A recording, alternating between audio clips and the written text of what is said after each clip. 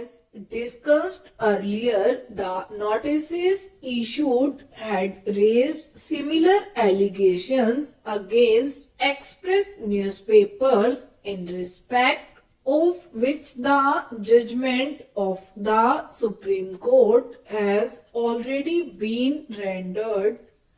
The mere fact that permission was granted by the Supreme Court to the Union of India for filing of a civil suit for the purpose of conversion charges and additional ground rent cannot mean that the Union of India was permitted to raise all the issues once again by way of a civil suit. The entire evidence consisting of letters, the perpetual lease deeds, the letters, approvals, etc. have all been discussed in detail in the decisions of the Supreme Court. The decision in Dara and others holds that decisions in writ petitions would also bind the parties as res judicata, though evidence may not have been led.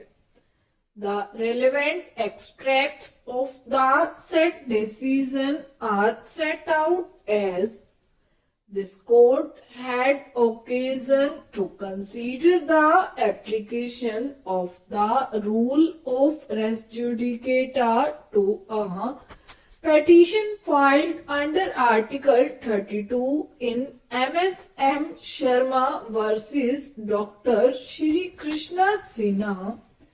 In that case, the petitioner had moved this court under Article 32 and claimed an appropriate writ against the chairman and the members of the Committee of Privileges of the State Legislative Assembly. The said petition was dismissed. Subsequently, he filed another petition substantially for the same relief and then arose for the substantially on the same allegations. One of the points which then arose for the decision of this court was whether the second petition was competent, and this court held that it was not because of the rule of res judicata. It is true that the earlier decision on which res judicata was pleaded was a decision of this court in a petition filed under Article 32, and in that sense the background of the dispute was different because the judgment on which the plea was based was a judgment of this court and not of any high court. Even so, this decision affords assistance in determining the point before us. In upholding the plea of res judicata, this court observed that the question determined by the previous decision of this court cannot be reopened in the present case and must govern the rights and obligations of the parties, which are substantially the same. In support of this decision, Sinha C.J., who spoke for the court, referred to the earlier decision of this court.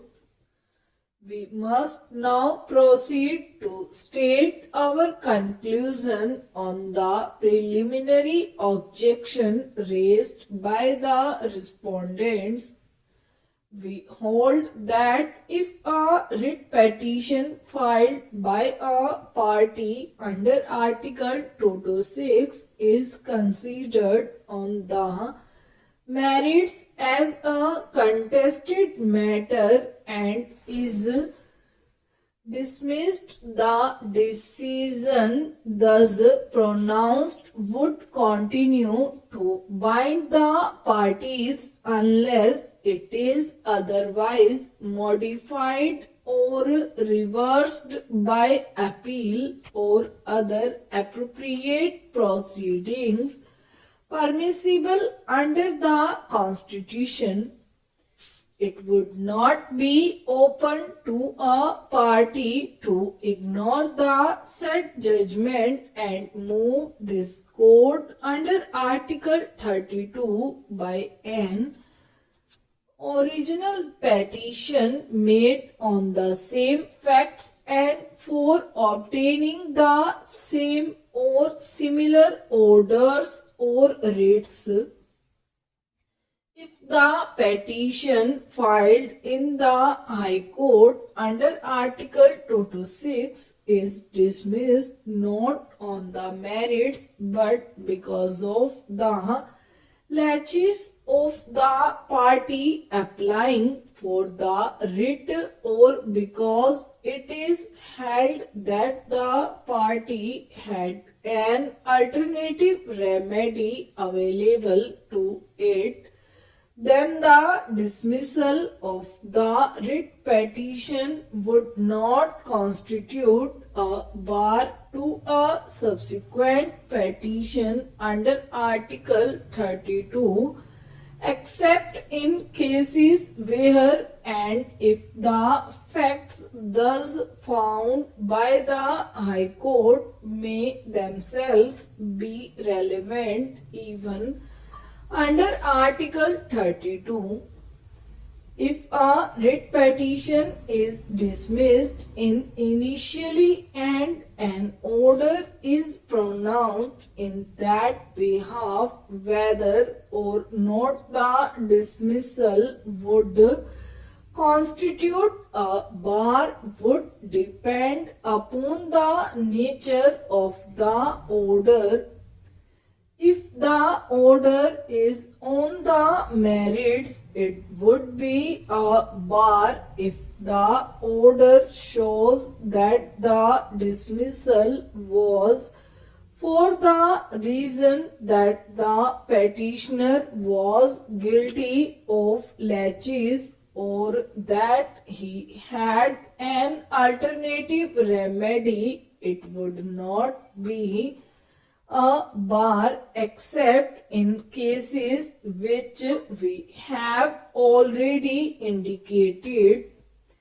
If the petition is dismissed initially without passing a speaking order, then such dismissal cannot be treated as creating a bar of res judicata.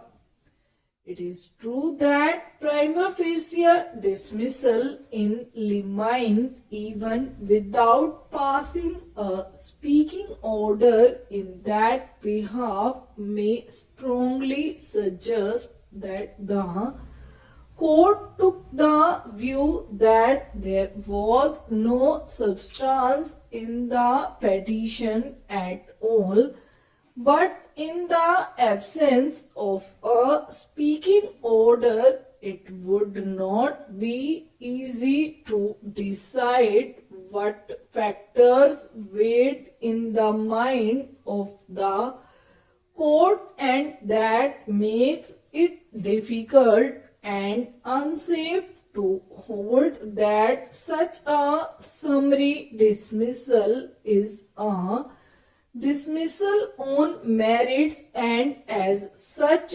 constitutes a bar of res judicata against a similar petition filed under Article 32. If the petition is dismissed as withdrawn, it cannot be a bar to a subsequent petition under Article 32 because in such a case there has been no decision on the merits by the court.